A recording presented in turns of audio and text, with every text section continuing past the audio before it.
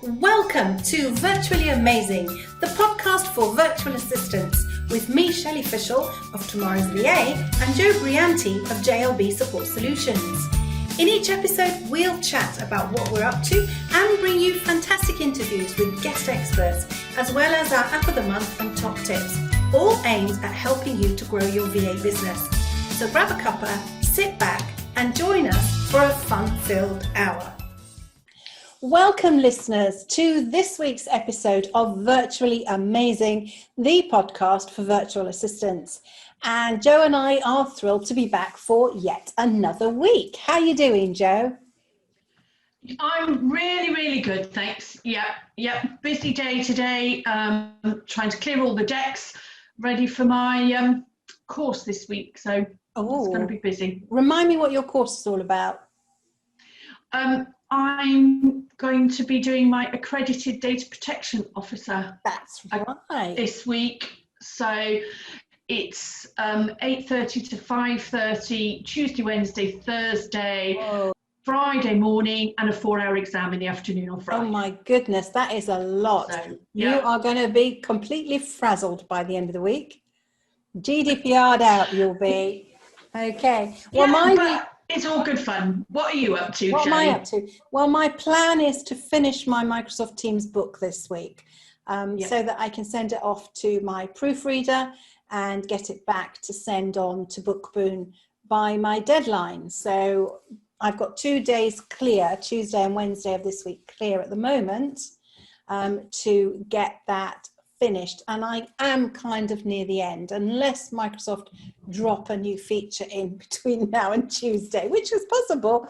But otherwise, today's been very exciting because we took delivery this morning of our new furniture. And I was telling you last week that we had ordered some new furniture and they delivered it this morning, and it just looks perfect. And I'm very excited about it.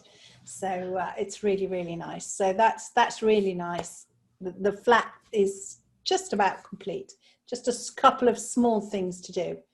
So It starts to feel like you're home now, doesn't it? Because I know you've been there a while, but it's taken you a while to kind of get yourself settled, boxes, and obviously COVID, so you haven't been able to do some of the things I know you wanted to do. So it's really exciting. We were very lucky that we were able to do our new kitchen just before COVID hit, so that was fine. But going out to look for furniture, the last finishing touch things, because we wanted this to be, you get to a point when you want to renew or replace things, you don't necessarily need all the stuff that you've accumulated over. We've been married 38 years now, so that's a lot of accumulated stuff. We didn't bring most of it with us. We left a lot behind. We've got one more room, which is a spare bedroom, but I would like to make a little bit more inviting. At the moment, it's a bit of a dump, but everybody's got a room like that, I know. And most people do anyway. So we want to make that a bit more welcoming for when people do eventually are able to come and stay. Yeah. And we still have all our pictures to put up on the walls, but that is going to take us a while because we have to decide which pictures go on what walls, because we had artwork here, albeit not very exciting artwork, but pictures that we liked. But we brought the only thing is that, we brought the pictures that we've had for years and years that we liked with. So now it's a case of sorting that out and deciding what goes up and then where do they go. But once we've done that, then it really will be finished. So it's very exciting. How is lockdown over in Israel for you at the moment? Are you? It's slowly coming out. It hasn't fully opened up. I mean, it's not doing what the UK is doing. Like the UK is like Save Christmas. We haven't done that here. We've had all our major Jewish holidays through September, and they actually made lockdown a full lockdown so that people couldn't get together with families and have big gatherings to infect everybody. Health service can't cope with it. It's not fair to the doctors and nurses that are on the front line and to the people that catch it. So it's easing out very slowly. Our shops are still not fully open. So they've been locked down. We were away through the major part of the lockdown. We were in the States. But there's been general lockdown here since the beginning of September, and we're now at November. the food shops and pharmacies have been open, and some of the essential businesses have been open, but the shopping malls are still not open, the restaurants are still not open, and the coffee shops are still not open. They are slowly opening them. Schools are almost back to normal, but not quite. So they're being really cautious, which has meant that the infection rate has gone down drastically. You really can see that the social interaction definitely has a correlation to the number of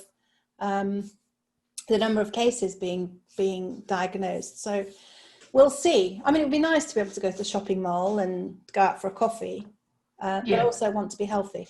So absolutely. I was saying to my husband, who's working from home at the moment, I really miss being able to pick up my laptop and have a morning in the cafe, not particularly for meeting, but just that change of scene that refreshes your mind. And I'm sure some of our VA community will be feeling, very much like that if they're used to, sort of doing, let's say, a co-working in a cafe with a couple of other people, or having real-time connection and that sort of thing.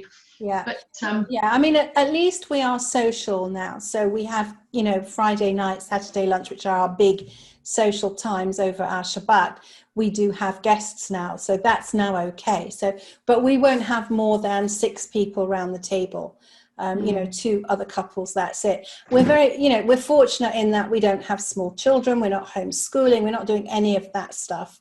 But we're not seeing our grandchildren properly.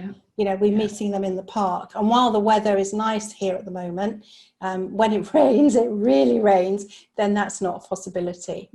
But on the whole, thank God we're doing okay.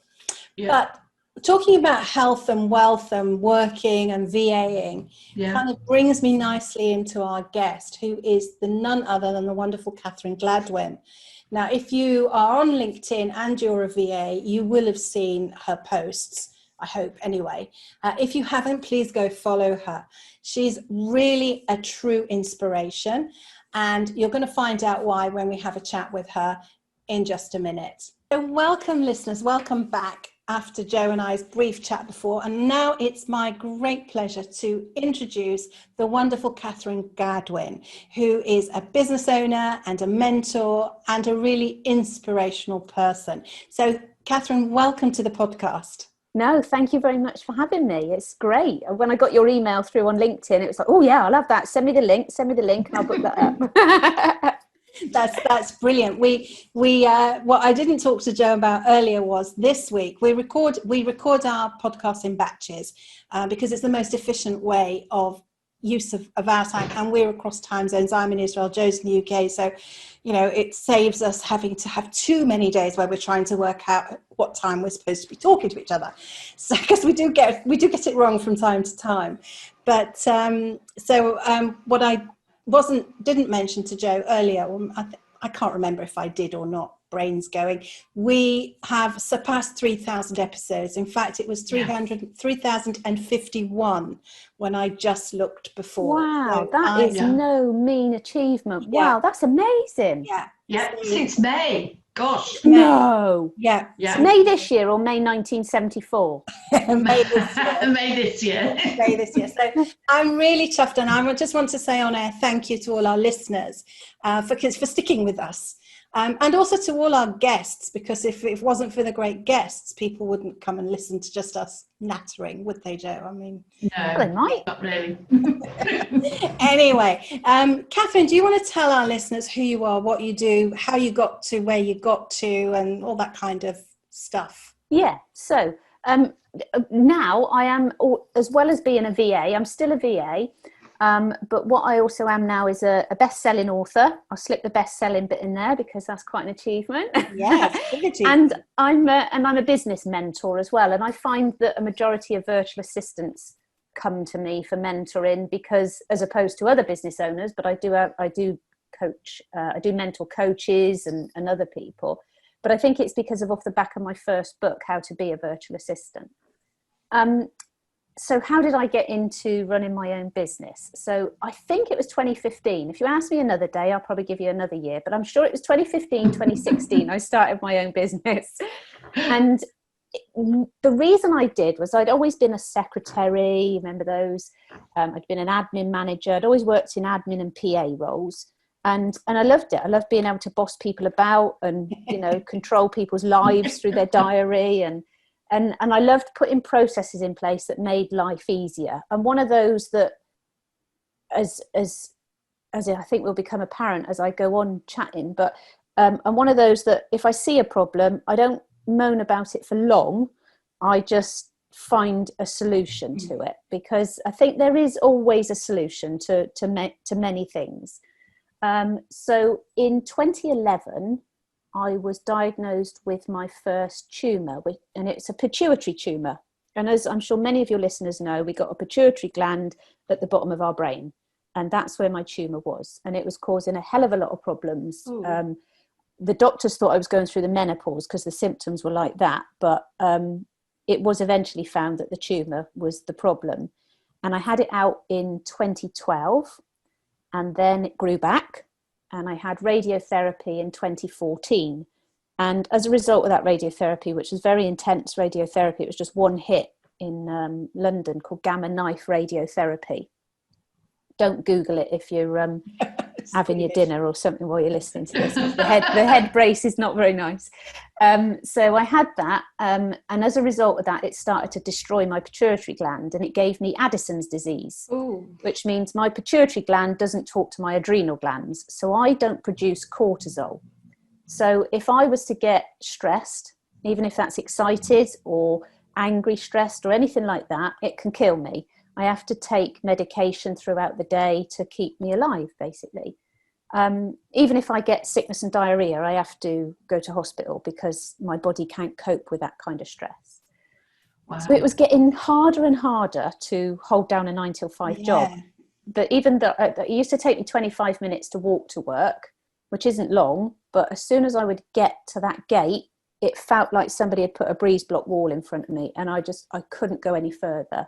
It was just exhausting. Every step, everything I did was just exhausting. I still continued to work, but I thought I can't go on like this. I can't do this. I don't want to go on benefits. I love what I do. Surely I can do this from home in some way. So I thought virtually I could do it virtually. And I thought, I've invented something here. I'm going to be a millionaire. Googled it and realised that people had already been doing it for quite a few years. So I started my own business, and I, you know, I've had success, but I've also had an issue where I lost a main client and ended up with very little income. And I talk about that in my second book, to help the 20% rule. The second book is to help people ensure their business is safe and sustainable, whatever happens. So I've now built my business so that it is safe and sustainable, whatever comes my way. And I put that to the test in October 2019 because I had a third tumour turn up, and I had that removed, as I say, in October 2019, and had to take 4 months off work. So wow. If you can imagine stepping away from your business for 4 months, it would be quite frightening. What do you do? So, but I'd managed to build my business to ensure that it was okay, and it kept going, and I still had the income coming in.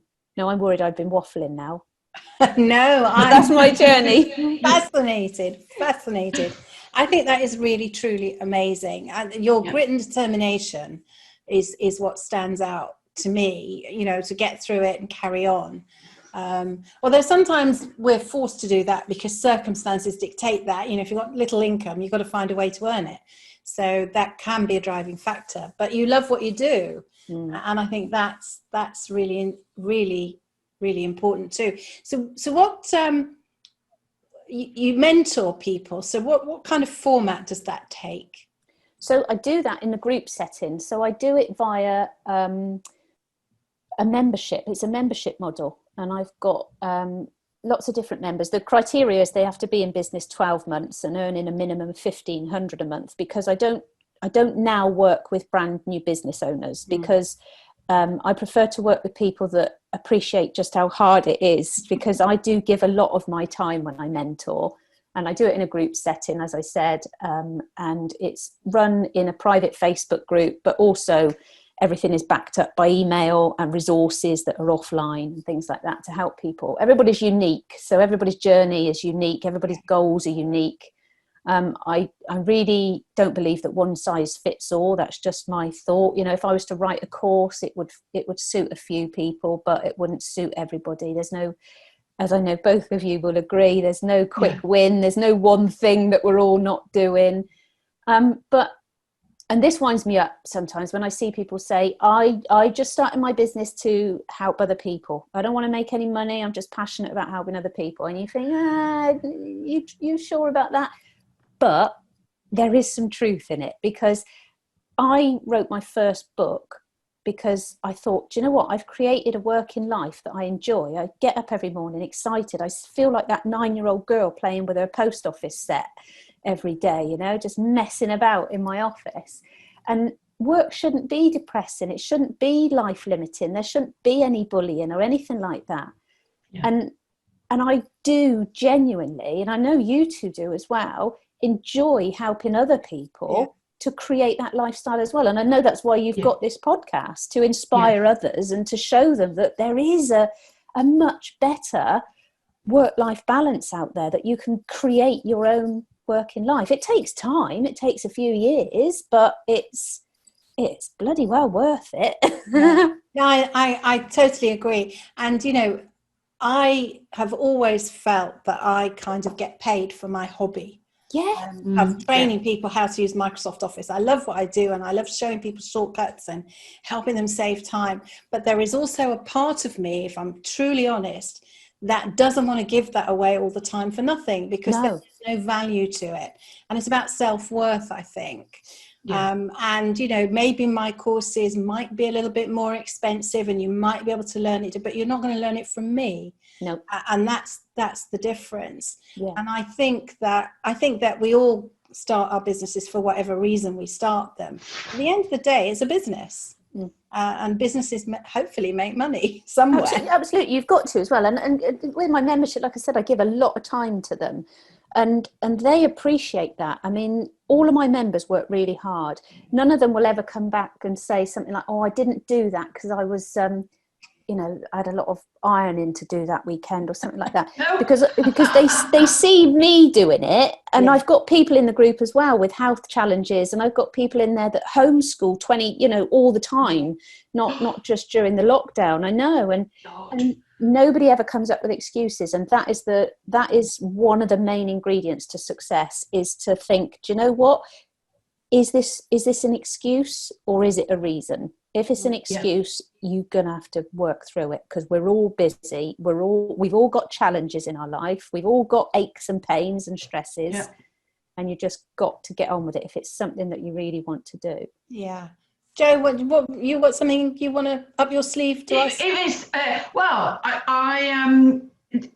I've heard your name on the VA circuit. I had no idea of the kind of challenges that you faced, and I agree wholeheartedly with, you know, the things that you've said. And it's not an overnight thing, is it? It's not, you don't start today and then you're making that ideal income or that beautiful life. And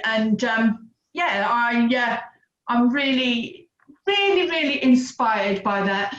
But I have to ask, what is the 20% rule? What is that? And how can we all apply that to our businesses? Well, if there's any brand new business owners listening to this, and really brand new, then you are excused momentarily. But for anybody else, the 20% rule, I trademarked that in March, I think it was. And basically what it means is no one client should take up 20% of your time or your income. Right. Because what if you lost them? And the reason I created that rule in my own business was because I did have somebody that took up too much of my time very early on. And when I lost them, I had to go back to employment. Shudder. Fingers just thinking about that, doesn't it? But so I always made sure that nobody takes up more of my time than they need to. So that's what the book is based around, and gives lots of other advice on how to ensure your business is sustainable. like not relying on just Facebook for your audience and growing a mailing list, making sure that you price yourself properly, that you don't undercharge.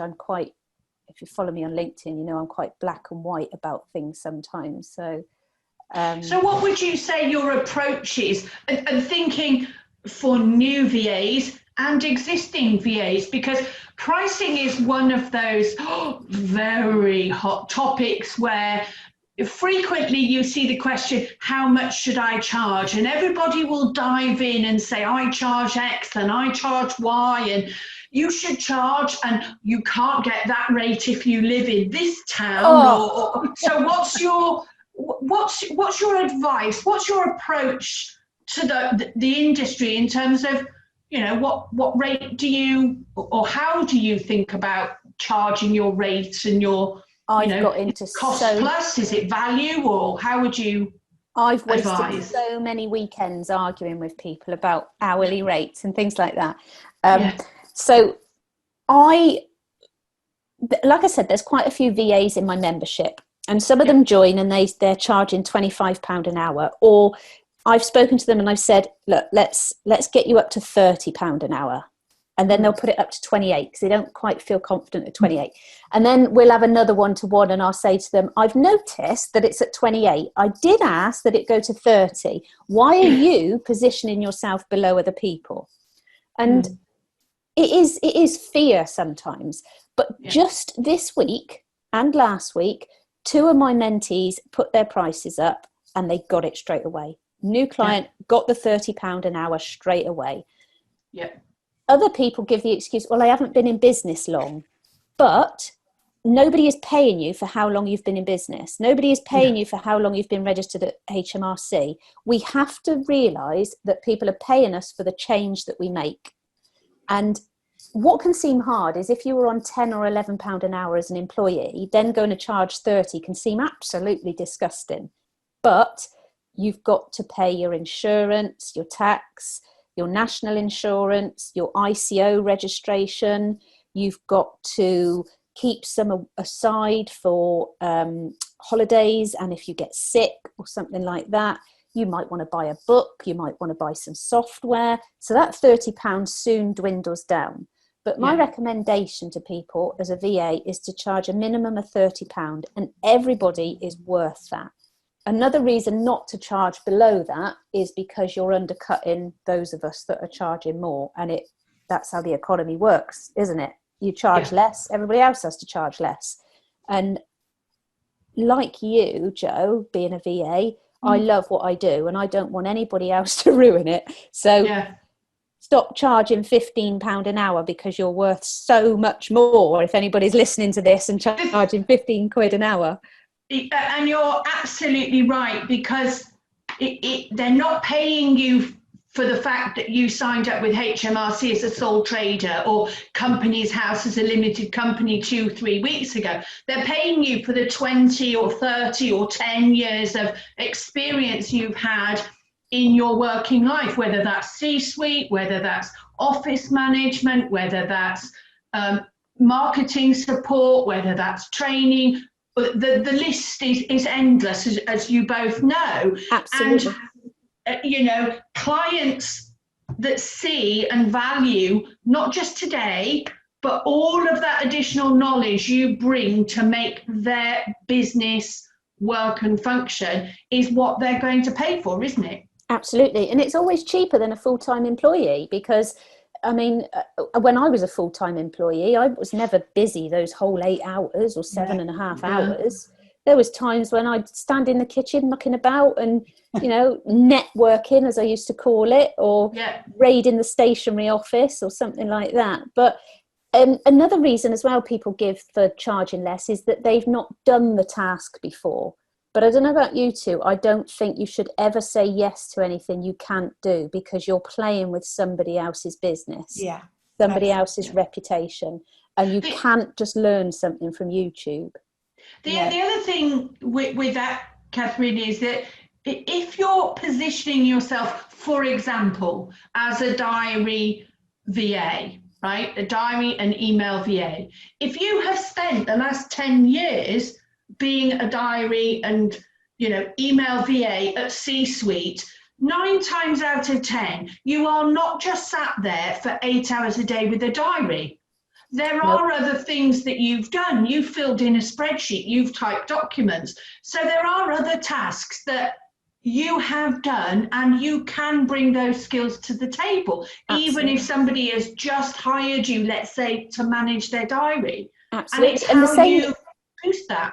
And it's likely that they've been doing emails or communicating with the diary owner's clients or colleagues or acquaintances, and then they're able to send holding emails so that the client isn't like, oh God, I've got 1,000 emails I need to get back. And there's so much you can be doing that you've got experience in that you may not realise. And I don't know whether people are able to have power hours with you, Jo, or something like that, to find out what it is that they can offer as a VA. But it's there is so much more out there. Sometimes we forget what we do, and sometimes too we underestimate what we can do, because we just do it naturally, and we forget that so many other people either haven't got my 3 headings are can't, won't, or shouldn't be doing it.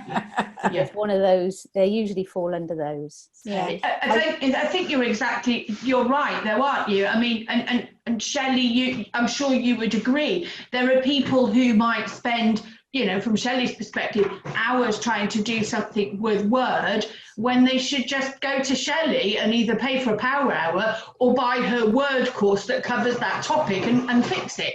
Funny you should say that, but somebody in my trainer community did just that today. She put a post in saying, oh, I've got these text boxes and they're floating all over the place, and what do I do? And I'm thinking, why are you using text boxes, for goodness sake? So I actually did jump. She's a friend, so I jumped on a call with her. She said, wow, I've been using Word for 20 years and you just spent 11 minutes. She was timing it, 11 minutes with me. She said, that's going to save me so much time. Brilliant. That definitely comes into the shouldn't. I used to say to my kids, they used to hate it, and they'll probably hate me for saying it if they ever listen to this, but I used to say to them, there's no such thing as can't. There's I don't want to. Yes. I don't feel like it, but there's no such thing as can't. There's I'll try, but there's no can't. I won't. I was watching a previous episode of I'm a Celebrity, and I had that exact conversation the night before, last night actually, that somebody, I can't do it. And me and my partner were like, it's not that he can't do it, he doesn't want to do it. Yeah. No, I think I'd preface that though. In one instance, I can't go up a mountain. My body will not obey that command. I get halfway up a mountain and I turn to jelly, and my legs just will not go any further. And it's not because I don't want to, because I really want to. But I just can't. That is my body won't let you. My body really won't let me. It's horrible. But anyway, you need to do what they used to do to BA on the A team. Was his name BA?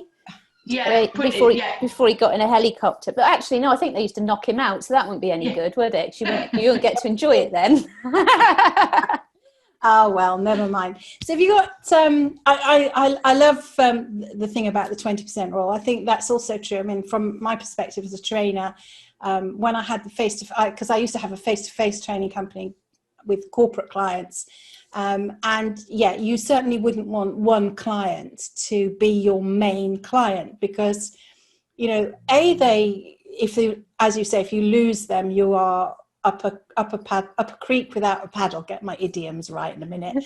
And the other thing is also they take up so much of your time that you don't have enough time to develop the rest of your business, and you almost become like their employee in a way. Absolutely. And then you've stepped away from employment and gone straight back into a situation where you're at somebody else's command and you're not in control anymore. You probably start to resent it as well, because I haven't got time. I've got a big project coming up, and it's touch and go whether it will come up, whether the proposal that we've put in, and there is a tiny little part of me that's thinking, but if it comes off, I'm going to be so busy with it. I mean, it'll be very nice if it does. Don't get me wrong. I hope it does come off. But there is that little bit of me that's thinking, if it does come off, when am I going to fit all the other stuff in? Yeah, you'll have to get a VA. Yeah, I already have to get another one. Unfortunately, my VAs can't do my training. Oh, yeah. That is me. So that, but they can do everything else. It's fine. But that's great. So have you got any other tips that you're willing or happy to share for VAs, whether they are as new or existing? Because, you know, the podcast, in fact, we've been picking up some executive assistant listeners recently. So welcome to all of you executive assistants. brilliant. Who've started listening to us as well. Because executive assistants often go on to becoming running their own business later on. So hopefully they are also learning stuff that will stand them in good stead. So Yeah. what other tips can you offer, Catherine? Well, again, it's about pricing. It's a little tip that I teach people that does work. If somebody says to you, oh, that's a bit expensive, can you do it for a little less? Or is there any movement on that? There's just one thing you need to say, and that's no. And then just pause. Because naturally, if you pause, I think it's something like 13 seconds or something like that, the other person speaks. Us humans can't bear silence for too long. And if you just say no and pause, the other person will say, okay. If somebody ever asks why not, then the answer is because all of my clients deserve the best of the same service. So if you were to reduce your rate, what you're insinuating is they don't get the same service as the other clients. And it's never usually your hourly rate that's putting people off, if at all. I'm just trying to think of a situation where an hourly rate does put people off, and I've not really come across that, to be honest. It's usually that it's the wrong client for you. So yeah, or your marketing maybe needs a little bit of a tweak. But yeah, my tip is to, if somebody challenges or questions your hourly rate, the response is no. Oh, that's brilliant. I'm sure I've got a couple of there's a couple of sales trainers that I know that will be cheering that one, and a couple of negotiation trainers that I know that will be cheering that one, because it's the sort of advice that they give as well. So I think that's definitely good advice. That's definitely good advice. And do you ever advise your people that you work with or mentor to charge by the package, or is it generally by the hour? No, I do encourage. Yeah, no, I do encourage package pricing, actually, because more often than not, people want to know what they're getting for an investment. So as an example, as a VA, I write newsletters for people. And instead of doing it by the hour, I charge £70 a newsletter. And I list what they get for that, what they get for that £70. And when I changed to a package model from an hourly rate on most of my things, they sold much better. I do bookkeeping as well, and that's all packaged, and that sold so much better. It's easier for me as well, because then I just invoice people on a recurring basis, and they get the same invoice every month, and they know what's coming their way too. And you also make a bit of passive income that way, because when I'm working with a client, so £70 for a newsletter is 2 hours of my time. But when I've been working with a client for a longer period of time, it doesn't take me 2 hours to do a newsletter, because I get into their tone of voice. They like them quicker. They come get back in drafts. So I'm making a bit of passive income that way. So I do thoroughly recommend putting as many packages as you can onto your website and your offering to make life easier for people. Obviously not too many that it's like overwhelming and they don't know what to do. But I did write a course, actually, how to create packages for your small business, and that's very popular. So I've got that on my website. But yeah, I do recommend packages. Oh, that's great. That's great. Brilliant. So my mind has just gone completely blank. I'm having a senior moment. I get those. Joe, have you got anything else? Well, I was going to say I agree with Catherine about the packaging, because one of the things that I cottoned on to, shall we say, much earlier in was that people would not, or they wouldn't be necessarily quibbling the hourly rate. It was how much it was going to cost, because they didn't know whether they were going to have a bill for 10 hours or 2 hours. So by setting out as an example, I'll do your newsletter for £70 a month, and they know that there are X number of tasks within that newsletter, or you're saying you'll get half an hour of my diary time in the morning and the afternoon, and it's a fixed price, £100 a month, 200, whatever that is. They know exactly what they've got. They've got a fixed bill, because don't forget, these people are businesses as well. So the question sometimes is about, how do I budget for your services if I'm paying an hourly rate which feels like it has no end? Does that feel, is that where you're coming from, Catherine? Absolutely, absolutely. I wouldn't want to work like that. So with my VAs, I mean, I've got a couple of assistants that work with me, and if it's a brand new task, I'll say to them, could you spend 2 hours on it or 3 hours on it and see how far you get? And then I know what to expect then. But if somebody's got a package, it makes things so much easier. I know what my investment's going to be, and I know what's going to be the end result, what the objective is, and what change they're going to make to my business. So it's a great way of an extra way of encouraging people to invest in you. Yeah, I think that's very true. Certainly on the business owner side of things, who has a VA. My first VA she ran my business more or less. I mean, I had 20 hours a month from her. It was the best thing ever. She was fabulous. Unfortunately, we worked together about 4 or 5 years, I think. And then, illness and circumstances, and we had to part ways. But I didn't have to think about it, because it was a set amount of time a month. And when I started with Tomorrow's VA and the VAs, the last couple of VAs that I've had, it's mainly about, I outsource mainly my social media. Everything else, I outsource a couple of other things, but to different people. And it's always starting with, let's start with, say, 5 hours and see what 5 hours gets, because you don't know how much or how long things take. And then eventually, we have more than that now, but we know that most months it's going to be around the amount of time we've now got. But I think as a business owner, you also have to understand that VA doesn't always know exactly how things are going to take, things are going to take. I still remember I used to teach Microsoft Project. Joe will like this, because I know you're a project manager at heart. So I remember running a course one day, and I had a group of people from one organization. They were on a group course, and one of them said to me, well, they were doing their own project. They were planning out, they had something to do that I'd given them to do. And he said, well, how long should this take? And I said, it's not my project. I've got no idea. It's your project. You have to figure it out.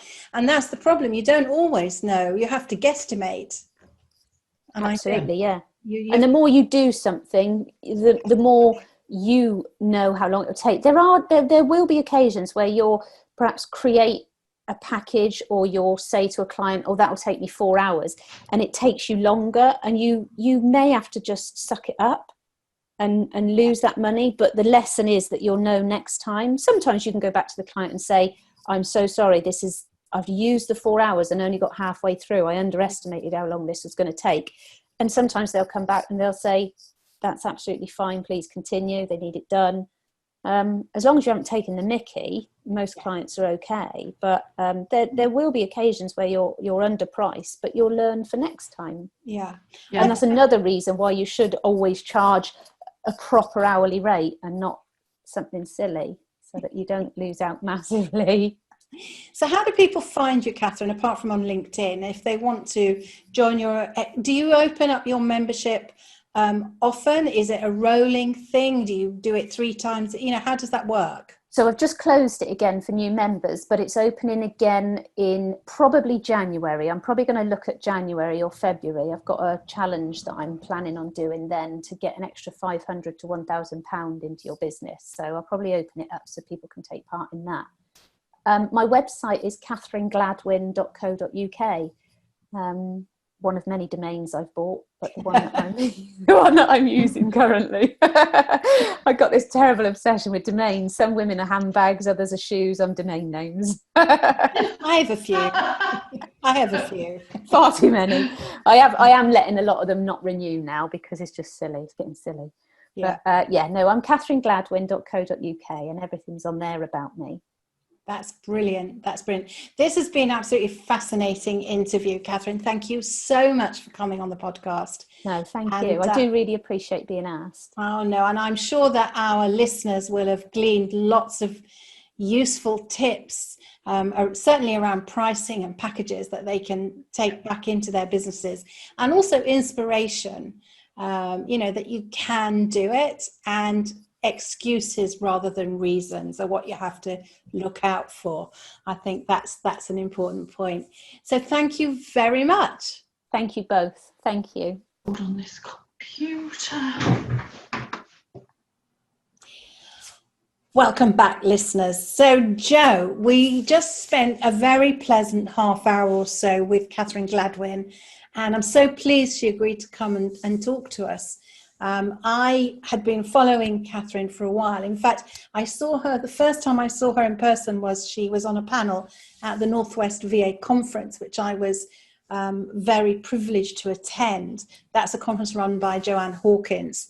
And as for VAs in the Northwest VA conference, and she was on a panel there. So I was really inspired by Catherine then, and I've been following her ever since. What a story, hey?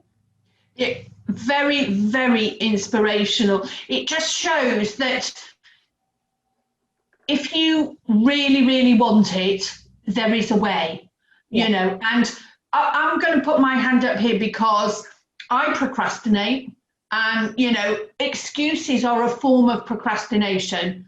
And we all, and I'm sure you'd put your hand up, there must be moments where you've thought, oh, shall I, shan't I, or whatever it is. And it's waiting for that moment to sort of work its way out for you to figure it out. But I think Catherine has shown us that, don't sit there in your pity party. Don't make those excuses all the time. Just get up there and go for it. And Catherine is hugely successful in our industry. Yeah, no, that's brilliant. I think there's a couple of things I want to pick up on, though, that you just said, not something that Catherine said. But first of all, the idea of sitting there in your pity party, I totally get that. In fact, one group I was in, we used to say, okay, you can have your pity party for the next hour, but then you've got to get out. Or tomorrow, you can have the day off tomorrow, have your pity party, but get back on the horse and get going. But I also do think, and I think it's hugely important, especially now, because we're still in pandemic times and we're still in difficult mental health situations for a lot of people. So I think it is fair to acknowledge that there are times when you really don't feel up to doing things. And I've had a couple of days like that recently. I haven't felt very well over the weekend, upset tongue, whatever. And I was planning to do all sorts of things yesterday, for example. I was going to get the book finished. I was going to do this. Yeah. You know what I did? I laid on the couch and read a book all day because that was actually all I felt fit for. Today I'm back up and I'm fine. And I think that we do need to acknowledge that there are days where we need to do that. We need to do duvet day once in a while. I absolutely, totally agree. Life is not a bed of roses every single day, and acknowledge that. And as a business owner, there will be those times when you have those clients that mess you about, that are not a great fit, that don't pay your bill. I mean, I started 2020 with a client that had defaulted on a significant amount of money. It was a huge challenge. There were moments when I put my head in my hands and just couldn't see the way out. And it's easy to allow those times to swallow you up. So on those times, when you feel like that, pick up the phone. Who is your VA buddy? Who is your VA mentor? Who is that person that will help you to deal with whatever it is that's creating the procrastination or the moment of self-doubt or all of those things, and puts the virtual arm around you or takes you for a coffee, listens, gives you practical advice and helps you get back up there on that horse. Because it's the people who do get back up on the horse and keep going that become Catherine. Yeah, absolutely. So I just felt that, yes. I think I totally, I mean, I'm very driven. I'm very tenacious, and I won't give up, and I'll just get back on, and I'll do the next thing and the next thing and the next thing, like a lot of other people. Yeah. But there are days when you feel that you just need a day off, or you need a duvet day, especially when especially if you've been working flat out, or you've got other things going on around you that are very hard to deal with, whether that's homeschooling or worry about elderly relatives or anybody that's vulnerable at the moment to this awful thing that people are catching. But I found the way that Catherine has turned it all around, and then made sure that her business was resilient. Yes. So that when she unfortunately had to take time out again earlier in the year, her business didn't suffer for that. And I think that is truly amazing. Yes. She must have built a really good network of support VAs who could kind of run her business for her. But also, I think one of the things that struck me is her mentorship program. If you're in a group like that can be truly empowering and very, very supportive, can't it? Yeah, absolutely. And I recently joined with a couple of other VAs who, we all wanted the person to bounce ideas off, and we have put a slot in our diary, an hour and a half every Friday, or every other Friday, I should say, and we will talk to each other about what is it that's caused the problems in our business over the last couple of weeks? What is it that's made us feel down? Importantly, what are the successes? Yeah. What do we need help with? What advice can you give each other that will help us deal with the problem, the issue, the down day, and then help each other set goals and targets and schedule in that next appointment where we work through and the hive mind. Somebody else may have a piece of experience that they can share with you that will just help you not necessarily fix the problem, but their experience, and they're sharing that experience, sets something off in your mind. Oh, I could try that. Yeah. And then you move that, it moves you forward, that 2 steps. And that move you forward 2 steps might just be the thing that lifts you ready to go back the next day. Yeah, absolutely. Over all my working time running my own business, often I've been part of a mastermind group, which is actually what you're describing, a very small mastermind group, but still a mastermind group.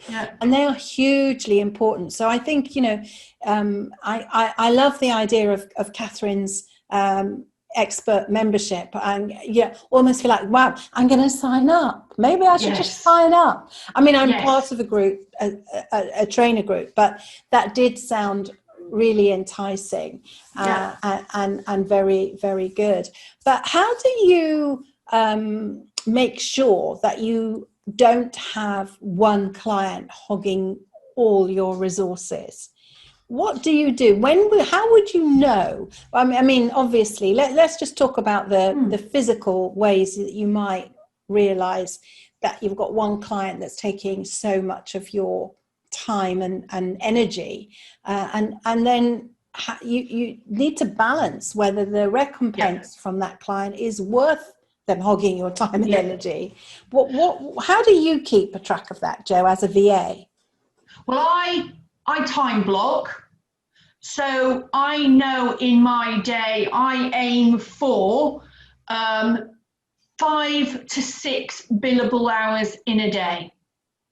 And what I have developed a process over the last little while is that I block out chunks of time for a particular client. So, and I have a visual, because in Outlook, as you well know, Shelley, you can categorize, you can put colors, and you can do all sorts of things so I can look at my diary and I can instantly see that I've got not necessarily an exact percentage, but I can see when I look at my week, this is how much there is for networking. This is how much there is for client work. This is how much there is for that. Now, within that client work colour, I might block out 2 hours for client 1, 2 hours for client 2. And over the course of the week, if client 1 has got more than 2 or 3 slots, I know that they're eating more time. Now, I'm in a situation where a significant portion of the work that I do a package. I very rarely now bill hourly rates. In fact, the only time I bill hourly rates is when I do associate work, and I'm doing less and less of that now. I'm doing chunked sort of package deals, and a lot of those tend to be with the type of stuff I do, bespoke packages.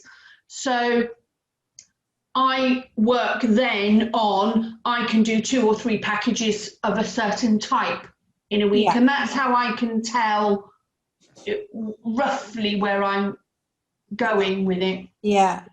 So if you sense that you had client Joe coming, I didn't mean Joe anyway, Bob, if you sense that Bob was starting to book more and more of your time, what would you do? Would you have a chat with Bob and say, look, I can't do this indefinitely? Or would you say, I can only do so much for you? Or would you continue to do it because something else hadn't yet? Well, there's 2 things. First of all, as Catherine suggested, there's that 20% rule, and I've never heard of it quite in that way. But if there's a client that's starting to look like they are taking so much of your time that you're having to turn away other work, then possibly that's a time where you either review how you're working with that client, or is it a case that you don't want to turn away the work, but you bring on an associate so that if that client's work drops off, so for instance, in the run up to Christmas, in the real world, normal times, you might have clients who are exceptionally busy because that's their peak time of year. So they might go from 5 or 6 hours a month to 15.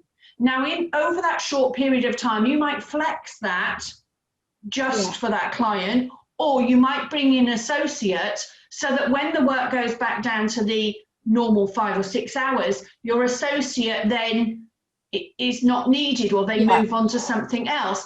So there are different ways, but I think it always starts with a conversation and relationship building with your client. Yeah, I think that's true. But I think what the point that Catherine made, or the point that stands out for me, is that we need to be aware. Because I think it's very easy when a client is giving you more and more work and booking you more and more to think, oh, isn't this wonderful? My business is really successful. I'm earning all this money and got all this stuff coming in. And then one day you realize when client B comes along that you can't take on client B because client A's hogged you. And then you start to feel resentful. So I think Catherine has a brilliant point, and I think it's just something to be aware of, and find yourself a process, whether that is color coding your Outlook calendar like you do. And I've always color coded my Outlook calendar. I always had color for admin and a color for clients and a color for book writing and whatever else. So at least when I look at my calendar, if I know there's a green entry, it meant I was going to clients that day. So I could immediately see how many days I was out of the office when I was running the face-to-face company. But it could be that you run a spreadsheet and you have a percentage calculator in there, or it could be that your bookkeeping software or your accountant says, hey, did you know client A is taking up a lot of your time? So I think it's just good to be aware of, and that was something that stood out for me today. And I think I might be going to get Catherine's book as well. I think it's like it'd be fun read. Well, I think that's it, Joe. We are recording this in November. It's now 6:45 in the evening, and I have to go make supper. So I think what's on the menu tonight, Shelley? What's on the menu? We've got turkey meatballs that I made. I took out the freezer this morning because I knew we were going to be recording a bit late. And I'm just going to make some rice and some vegetables to go with it. So that sounds wonderful. Yeah, I save time by batch cooking as opposed to batch appointment making and batch working. I batch my cooking. So if it's something like meatballs or any kind of meatballs, turkey, chicken, beef, whatever, or stews, I will always make more than enough for at least 2 meals because it's the same effort. And if it's meatballs, it's probably 5 or 6 meals because it's, if you're making meatballs, if you're making 2 pounds of mincemeat, making 6 pounds of mincemeat doesn't make that much difference. And you've got a few meals there for those days when you're working late. So that's what I'm off to do next. So I think we shall love you and leave you, listeners. Thank you once again for being with us. It's Shelley at tomorrowsva.com, Joe at JLBbusinessconsulting.co.uk. I will get it right. I promise I will one day. And the podcast page on Facebook at Virtually Amazing. And do get in touch. We've got some super guests lined up for you. We've just been writing to our next batch of interviewees and guests. Yep. And very honoured that people are saying yes to coming on the podcast. So thank you once again, and we'll see you next week. You've been listening to Virtually Amazing, the podcast for virtual assistants with Shelley Fishel and Joe Brianti. We look forward to seeing you or hearing you or you hearing us in the next episode, which is coming very soon.